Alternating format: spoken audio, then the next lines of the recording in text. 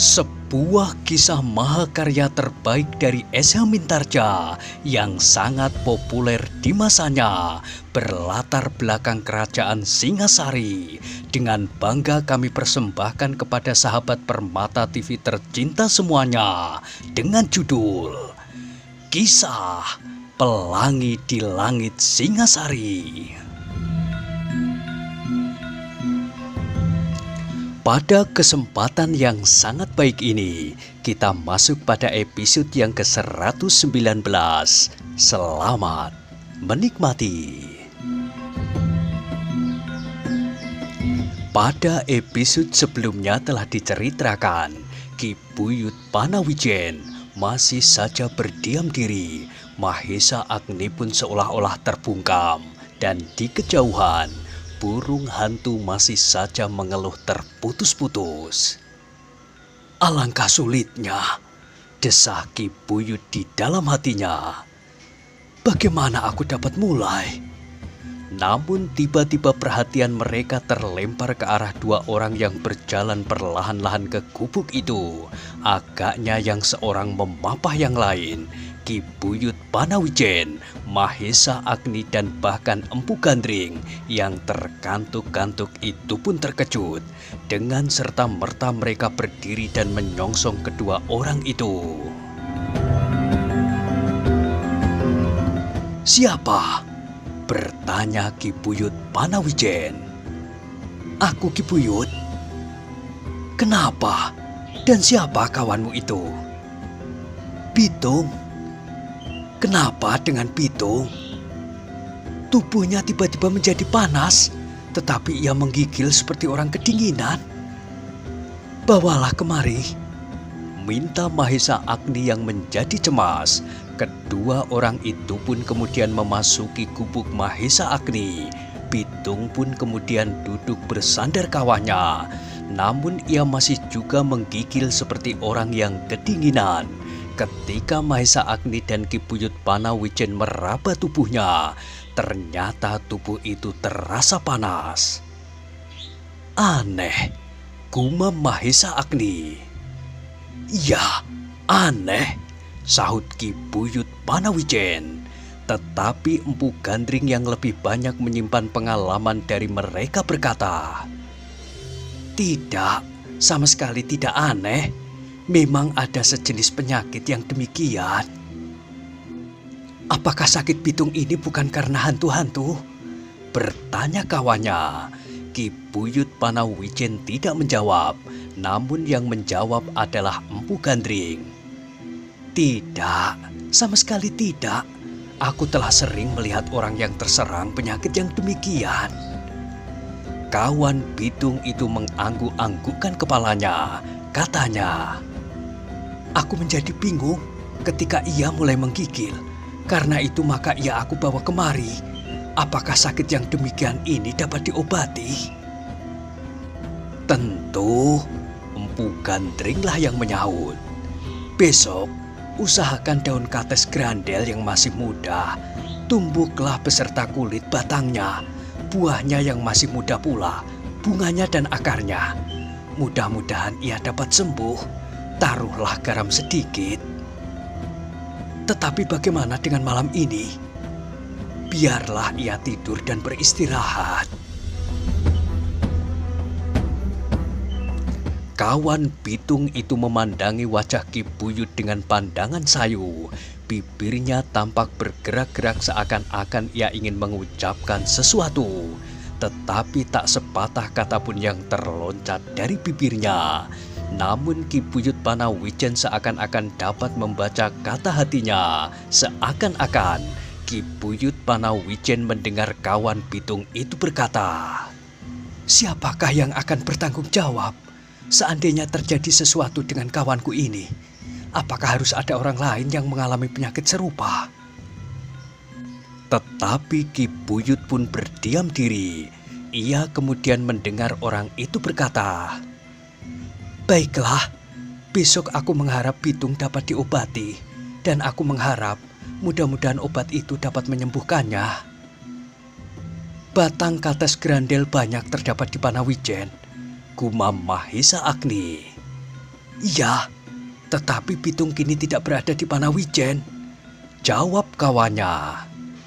Tetapi bukankah kita dapat mengambilnya? Aku mengharap besok Pitung dapat diobati, berkata kawannya itu seolah-olah tidak mendengar kata-kata Mahesa Agni. Aku menunggu, Pitung pun menunggu. Dada Mahesa Agni berdesir mendengar jawaban itu. Ia tahu benar maksud kata-kata itu. Obat itu harus tersedia. Jadi bukankah dengan demikian berarti bahwa ia harus mengambil obat itu ke Panawijen besok? Meskipun demikian, Mahesa Agni itu pun berkata, "Ya, mudah-mudahan ada seseorang yang akan dapat mengambilnya." "Mudah-mudahan," sahut orang itu. Mahesa Agni menggigit bibirnya.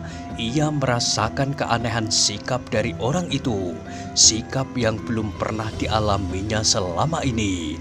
Tetapi ketika Mahesa Agni menyatakan perasaannya, terasa pamannya menggamitnya. Mahesa Agni berpaling. Empu Gandring menggeleng lemah. Meskipun Mahesa Agni tidak tahu maksudnya, namun ia terdiam. "Aku akan kembali ke kubuku," berkata kawan Pitung. "Biarlah Pitung di sini," sahut Mahesa Agni. "Tidak, ia bersamaku. Apapun yang akan terjadi atas dirinya." Kembali Mahesa Agni menarik nafas, tetapi ia tidak mencegahnya lagi ketika Pitung kembali dipapah oleh kawannya meninggalkan gubuk itu. Pitung masih juga menggigil meskipun tubuhnya panas. Sepeninggal mereka, Ki Buyut Panawijen menjadi semakin cemas.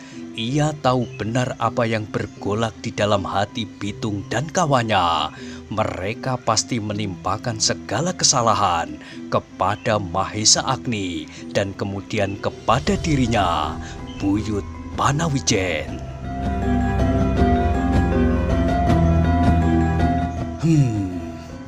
Tiba-tiba Mahesa Agni menggeram. Apakah aku juga yang harus pergi ke Panawijen untuk mengambil obat itu? Tak ada seorang pun yang berani melakukan, Agni, sahut pamannya. Terlalu, desah Mahesa Agni. Semuanya aku yang harus melakukannya. Apakah hal-hal semacam itu tidak mengganggu pekerjaan yang besar ini? Besok aku harus meletakkan berunjung-berunjung dasar di sisi seberang sebelum sisi yang sebelah ini selesai, supaya ada keseimbangan. Kalau aku pergi, bagaimana dengan rencana itu? Ki Buyut Panawijen dapat memahami perasaan Mahesa Agni yang sepenuhnya diikat oleh persoalan bendungan yang sedang dikerjakannya. Segala tenaga dan pikirannya kini sedang dicurahkannya untuk kepentingan kerja yang besar dan berat itu, sehingga hampir tak ada waktu baginya untuk berbuat hal-hal yang lain. Tetapi Ki Buyut itu merasakan pula kepincangan yang terdiri pada orang-orangnya. Mahesa Agni yang sudah bekerja melampaui setiap orang itu masih harus mengurus persoalan-persoalan yang sebenarnya dapat dilakukan oleh orang lain. Namun, sebenarnya seperti kata Empu Gandring, bahwa tak ada seorang pun yang berani pergi ke Panawijen tanpa Mahesa Agni. Kalau ada juga yang harus pergi, maka mereka pasti akan membawa kawan dalam jumlah yang cukup banyak. Karena itu justru Ki Buyut Panawijen tak dapat berkata sepatah kata pun untuk menanggapi keluhan Mahesa Agni. Orang tua itu pun bahkan menekurkan kepalanya sambil mengangguk-angguk kecil.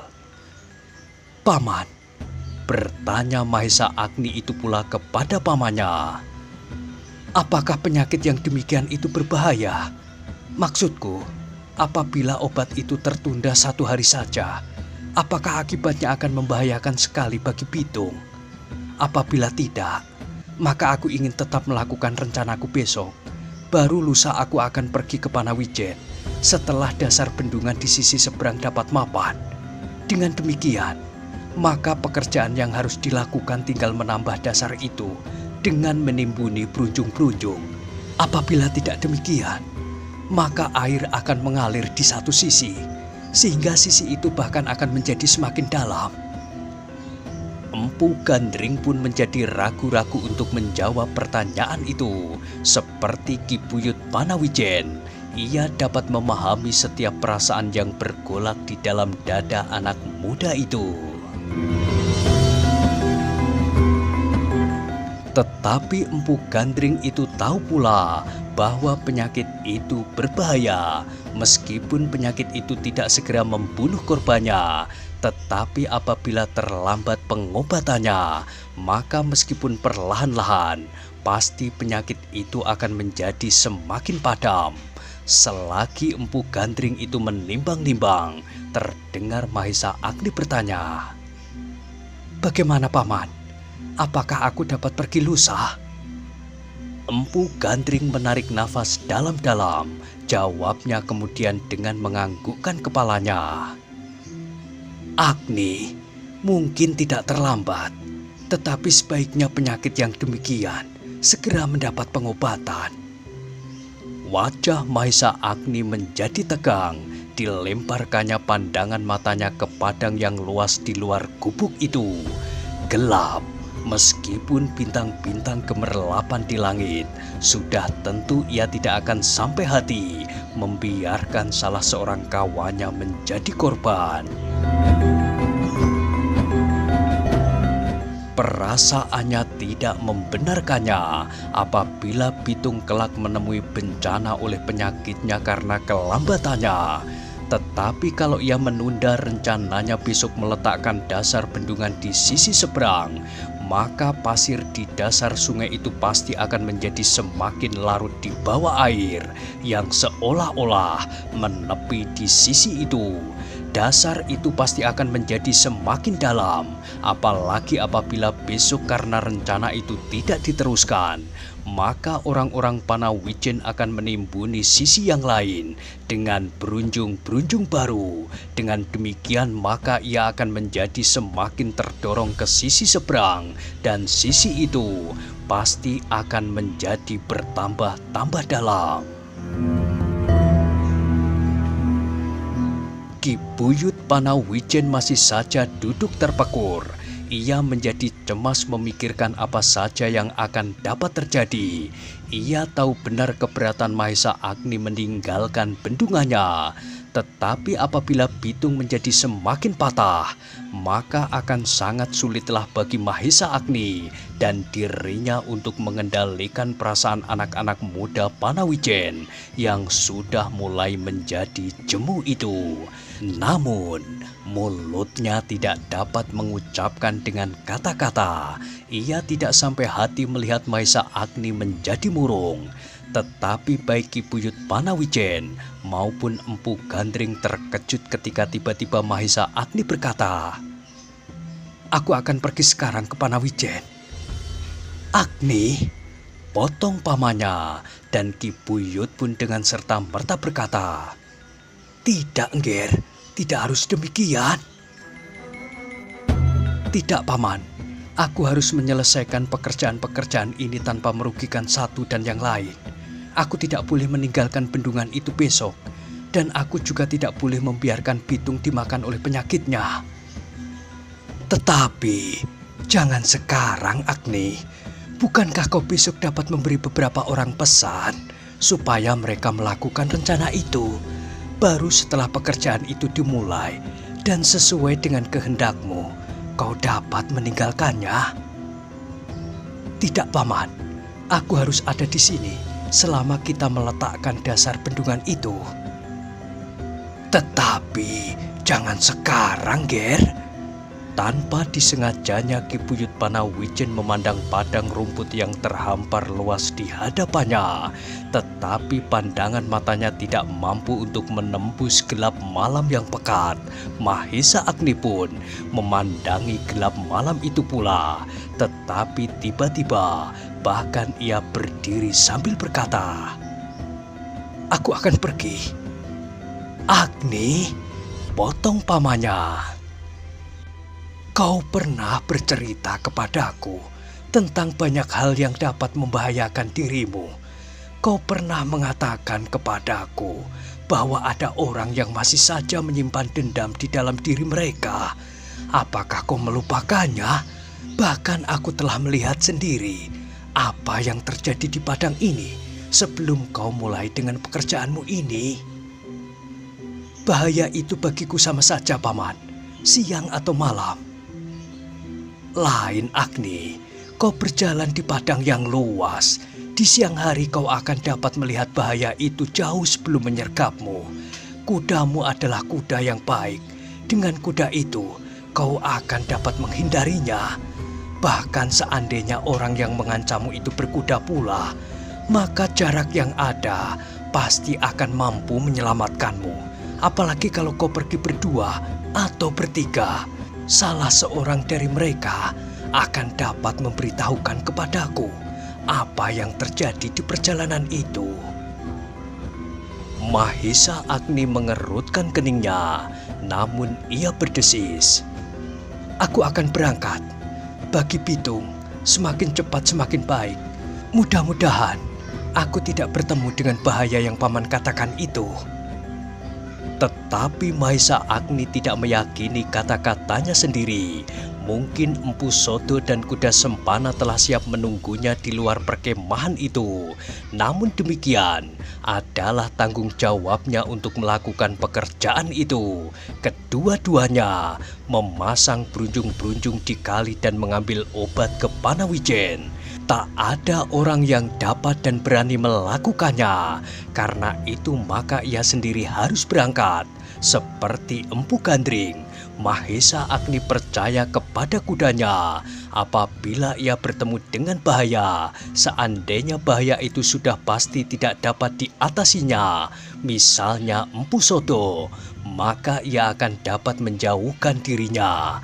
Mudah-mudahan kudanya dapat membantunya. Apabila ia gagal, maka itu adalah akibat dari tanggung jawab yang telah dipikulnya. Namun Ki Buyut Panawijen dan Empu Gandring berpendapat lain. Dengan terbata-bata, Ki Buyut Panawijen berkata, "Jangan, Ger, aku turut juga prihatin atas Pitung. Tetapi kepergianmu akan sangat menggelisahkan kami malam ini. Biarlah kau pergi besok siang setelah kau memberikan beberapa pesan mengenai pemasangan berunjung-berunjung itu seperti kata pamanmu." "Kalau aku sudah mulai, Ki Buyut, maka aku kira aku tidak akan dapat meninggalkannya 1-2 hari. Karena itu, biarlah aku pergi sekarang. Padang rumput itu cukup luas untuk berpacu. Seandainya aku bertemu dengan Empu Sodo misalnya." "Agni," berkata Empu Gandring kemudian, "jangan bermain-main dengan bahaya. Empu Sodo bukan seorang yang dapat diajak bercanda. Dendam kuda Sempana kepadamu agaknya sudah terlampau dalam. Bukankah menurut anggapannya, segala kegagalan yang dialaminya kini bukan saja kegagalannya untuk memperistri adikmu itu, tetapi juga kegagalan dalam bidang yang lain bersumber darimu. Tak ada cara baginya untuk melepaskan dendam itu selain meniadakanmu, membunuhmu.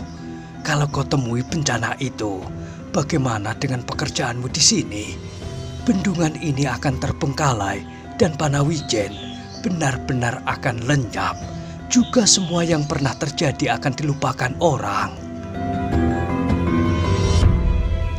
Mahesa Agni terdiam sejenak, tetapi ia tidak mempunyai cara yang lain.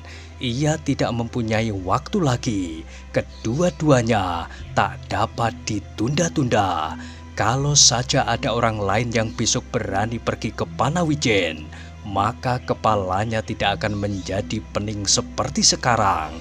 Seandainya ada juga yang mau berangkat, maka berbondong-bondong mereka pergi bersama-sama, sehingga pekerjaan di padang ini akan terganggu juga. Karena itu maka kemauannya telah bulat, sehingga katanya, "Aku akan pergi, Paman. Empu Sodo tidak akan berada di padang ini siang dan malam hanya untuk menunggu aku meninggalkan perkemahan ini pergi ke Panawijen. Kalau ia benar memerlukan aku, maka ia akan datang kemari dan menyerang perkemahan ini bersama dengan murid-murid orang yang menyebut dirinya Mbau Rekso Kali Elo dan saudara-saudara seperguruannya yang lain, seperti yang dilakukan atas rombongan Ken Dedes. Empu Gandring menggelengkan kepalanya. Jawabnya, mereka ragu-ragu untuk berbuat demikian, apalagi laki-laki Panawijen yang sekian banyaknya tidak berbuat sesuatu. Sedang Empu Sodo tahu benar bahwa aku berada di sini.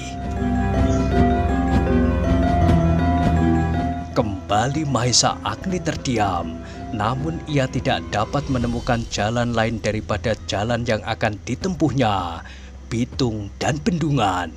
Terngiang kembali kata-kata kawan Bitung yang seakan-akan menyerahkan segala persoalan kepadanya. Obat itu ada atau tidak ada adalah tanggung jawabnya. Anak muda itu sama sekali tidak mau berpikir, apalagi berusaha untuk mendapatkannya. Mahesa Agni menarik nafas dalam-dalam. Kembali persoalan itu melingkar-lingkar di kepalanya, sehingga kembali ia sampai pada suatu tekad untuk pergi malam ini juga, sehingga besok pagi-pagi, selambat-lambatnya matahari sepenggalah, ia akan sampai di tempat ini kembali, dan ia akan segera dapat mulai dengan rencananya, sebelum air mengorek dasar sungai itu lebih dalam lagi. Tetapi dalam penglihatan Ki Buyut Panawijen dan Empu Gandring, keberangkatan Mahesa Agni itu tidak saja didorong oleh kemauan dan tanggung jawabnya, namun juga oleh kekecewaan dan kejengkelan. Karena itu maka Empu Gandring berkata, "Agni, jangan pergi menurutkan perasaanmu. Cobalah kau sedikit mempergunakan pikiranmu." Namun Empu Gandring dan Ki Buyut Panawijen tidak dapat mencegahnya lagi. Mereka hanya dapat memandangi anak muda itu berkemas-kemas, menggantungkan pedang di lambungnya, kemudian berjalan keluar dari gubuk itu. "Aku pergi, Paman. Sudahlah Ki Buyut, mudah-mudahan aku selamat dan berhasil membawa obat itu pula. Bukankah obat itu hanya bagian-bagian dari Kates Grandel?" Setelah Empu Gandring tidak berhasil menahannya, maka ia pun menjawab, "Ya, semua bagian dari pohon Kates Grandel. Kalau kau sempat, bawalah daun munggur dan biji-bijinya yang kering. Itu pun akan menjadi obat yang baik pula. Jangan membawa terlampau sedikit, supaya kau tidak selalu mondar-mandir ke Panawijen." "Baik, Paman," sahut Mahesa Agni. Sejenak kemudian, anak muda itu telah melepaskan kudanya, dikenakannya pakaian kuda itu, dan kemudian Mahesa Agni pun segera meloncat ke punggungnya. Bitung dan kawannya terkejut mendengar derap kuda berlari. Ketika mereka mengangkat wajah mereka, maka terdengar Ki Buyut yang telah berdiri di belakang berkata, "Mahesa Agni telah pergi ke Panawijen untuk mencari obat itu." Kawan Bitung terkejut. Dengan serta-merta ia bertanya, "Kenapa malam ini? Kau meletakkan semua tanggung jawab kepadanya. Kau tidak membantunya memecahkan kesulitan karena Bitung menderita sakit. Kau hanya berkata bahwa obat itu harus datang sendiri kepadamu, dan kau tidak mau tahu kesulitan apakah yang dapat terjadi di perjalanan itu." "Tidak, Ki Buyut," sahut kawan Bitung tergagap. Bukan maksudku demikian." "Tetapi Mahesa Agni menangkap kata-katamu demikian, dan aku pun menangkap kata-kata itu seperti itu pula," sahut Ki Buyut. Dada kawan Bitung menjadi berdebar-debar. Ia tidak menyangka bahwa Mahesa Agni akan melakukan pekerjaan itu sekarang. Malam ini, ia tidak dapat mengingkari kata Ki Buyut Panawijen Memang semula ia berpendirian serupa itu.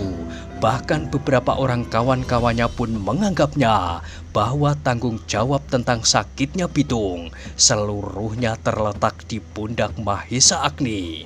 Anak muda itu bersama-sama dengan Ki Buyut Panawijenlah yang memimpin pekerjaan yang terlampau berat di padang panas yang terik di siang hari dan dingin membeku di malam hari. Tetapi tidak terlintas di dalam kepala anak-anak muda itu bahwa segera setelah itu Mahesa Agni telah pergi meninggalkan mereka. Kau tidak tahu bahaya yang mengancam anak muda itu di setiap saat, berkata Ki Buyut Panawijen pula. Di antaranya adalah kuda sempana. Beberapa di antara kalian telah melihat sendiri bagaimana Mahesa Agni terpaksa berkelahi di padang ini melawan kuda sempana. Bahkan kemudian guru kuda sempana itu pula. Kalau Mahesa Agni dalam perjalanannya ke Panawijen kali ini bertemu dengan kuda sempana dan gurunya, maka habislah cerita tentang dirinya, habis pulalah tugasnya di padang ini, dan habis pulalah harapan kita untuk mendapatkan tanah yang subur hijau seperti yang pernah kita miliki dahulu. Kawan Bitung itu menjadi semakin berdebar-debar, bahkan terasa keringatnya mengalir membasahi seluruh tubuhnya, meskipun dingin malam sampai menggigit tulang. Dengan nafas tersengal-sengal ia berkata, apakah kepergiannya itu tidak dapat dicegah, Ki Buyut? Bukankah kau melihat sendiri bahwa ia telah pergi? Bagaimana harus mencegahnya kini?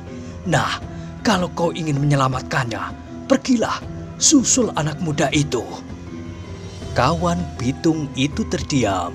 Beberapa anak muda yang lain mendengar pula percakapan itu, dan mereka pun menjadi berdebar-debar pula seperti Bitung. Bagaimana? Apakah kau mau menyusulnya dan memintanya agar ia mengurungkan niatnya? Atau kau sendirilah yang pergi ke Panawijen? Sebab Mahesa Agni tahu benar bahwa obat itu tidak akan dapat meloncat dengan sendirinya kemari dari Panawijen.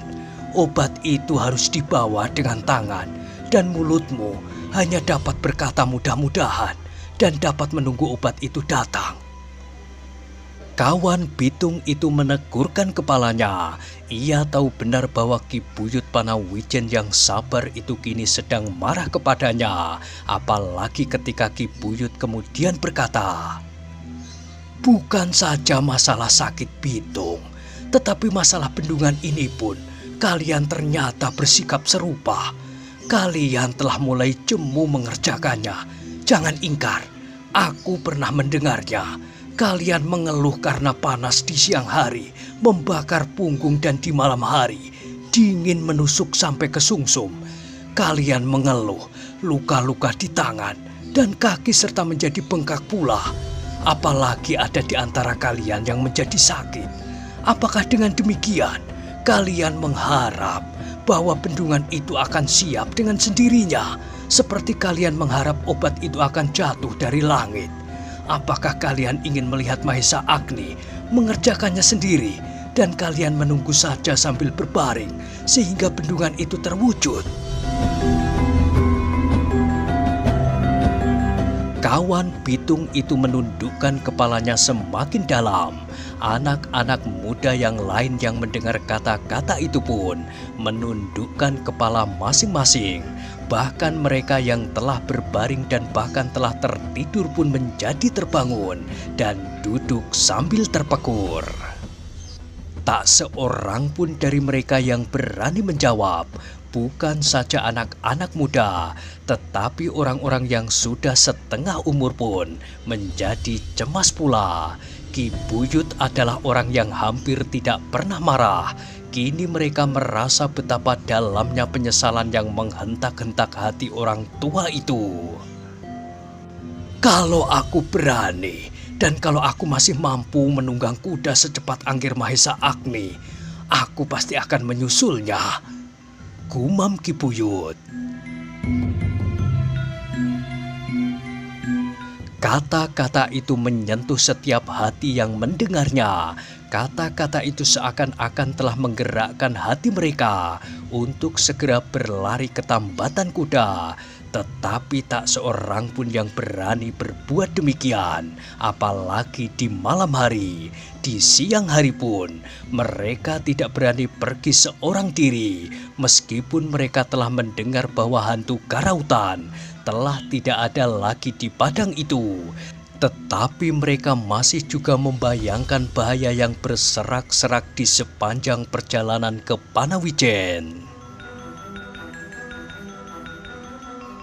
Ki Buyut itu pun kemudian pergi meninggalkan mereka. Hatinya menjadi sangat gelisah, bukan saja mengenangkan kepergian Mahesa Agni, tetapi juga oleh ketakutan yang mencekam hampir setiap laki-laki di perkemahan itu.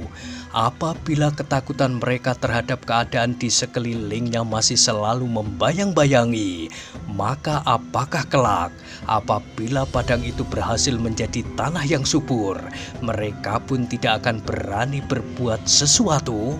Apakah mereka akan tetap bersembunyi di padukuhan yang baru itu tanpa membuat hubungan dengan padukuhan-padukuhan yang lain karena takut?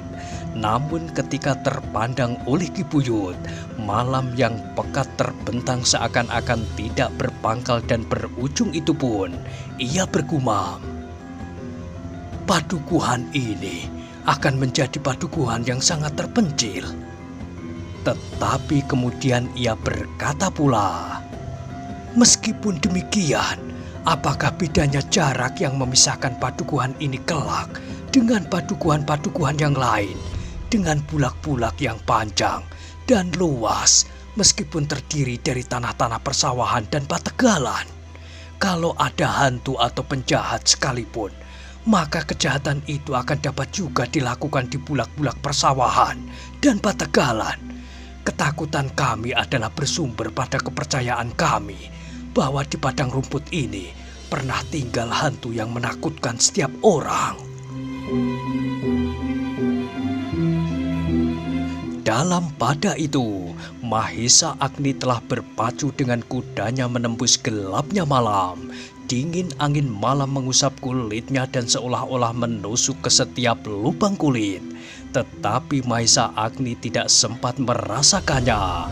Hatinya dicekam oleh perasaan yang sangat aneh. Ia sendiri kurang menyadari kenapa ia merasa perlu untuk pergi malam ini, tidak besok atau lusa setelah ia berhasil meletakkan berunjung-berunjung di sisi seberang. Sekali-sekali Mahesa Agni mengangkat wajahnya. Ia mencoba menatap ke dalam gelap sejauh-jauh matanya dapat mencapai, tetapi malam terlampau kelam. Betapapun beraninya hati anak muda itu, tetapi ia tidak dapat melenyapkan setiap perasaan was-wasnya bahwa ia akan bertemu dengan Empu Sodo. Kalau yang berada di perjalanannya itu adalah kuda sempana, maka ia akan dengan senang hati melayaninya. Tetapi apabila yang dijumpainya Empu Sodo, maka ia pasti harus mencoba berpacu kuda mengelilingi padang ini. Benar juga kata Paman Empu Gandring, desisnya seorang diri. Di siang hari, aku dapat melihat seseorang dalam jarak yang masih agak jauh. Tetapi di malam hari, orang itu baru dapat aku lihat setelah beberapa puluh langkah di muka hidungku.